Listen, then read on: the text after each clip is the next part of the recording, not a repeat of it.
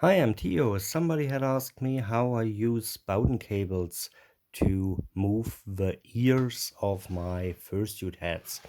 So here I've got one of my 3D printed fursuit head bases with attached movable ears.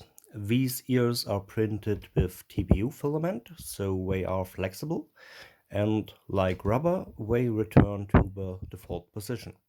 My design already has two holes in them here that can be used to push or pull on them. And I use normal bicycle brake cables like this one with the outer tube here. And I bend the end of the cable like this. So this part here will be in the top, and this part here will make sure that it's not slipping out that easily. So let's attach that.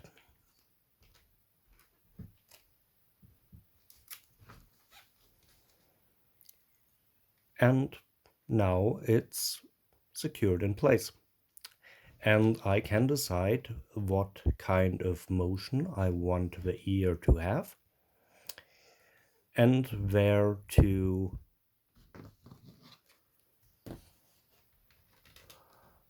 push the inner tube through. So I've got lots of holes in my head bases, so I can decide where I want to pull or push. For this example here, let's say I want to go through here. So I'll push the cable through.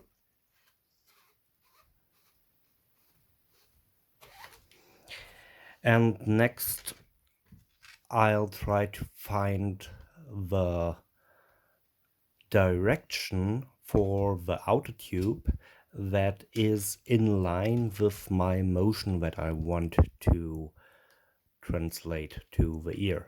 So I will not position it like this, because if I did that, I would mostly move the cable but not the ear, because this can move without the ear moving. I want to be in line with the inner cable so that the cable is not deflected left or right or somewhere else. Once I've found the right angle, I will then decide how much movement I want. So if that's my maximum position, this should almost touch. So it also acts like an end stop. Because if I have too much cable here, it can also deflect up or downwards, and I don't want that.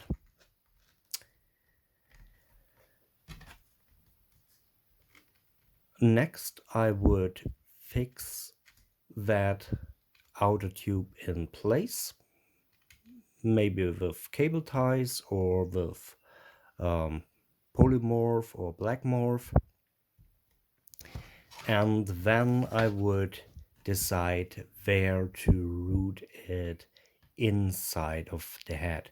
You want big bends, no sharp bends, where you restrict the cables inside, and the ears won't move that smoothly. And you also have to make sure that the cable is not in the way. So do not route it somewhere where your head is almost touching the head base inside. I usually try to exit the cable here at the cheeks. So these two holes are meant to be used to secure the cable in place, and that's very near the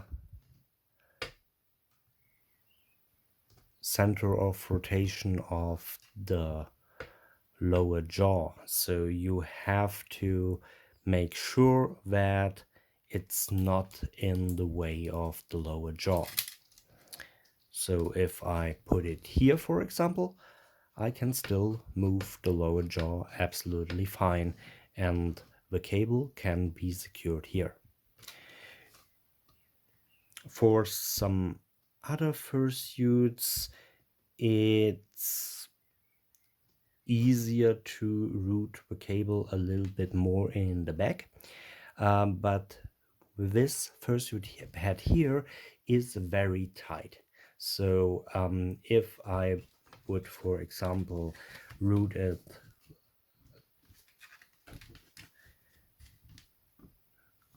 in the back to here, it would be in the way when getting in or out of the fursuit head. So these are the most important points that I wanted to tell you. And of course, you have to decide what motions you want, and you also have to decide how big or small the ears will be. I just tell you the fur cover on top of it will eat a lot of the motion. You will need to make sure that you can do much wider motions when you think you want, because they will be hidden by the fur to some degrees. Unless, of course, you use very short fur, which most people don't for their fursuit hats. That's it for now. Bye bye.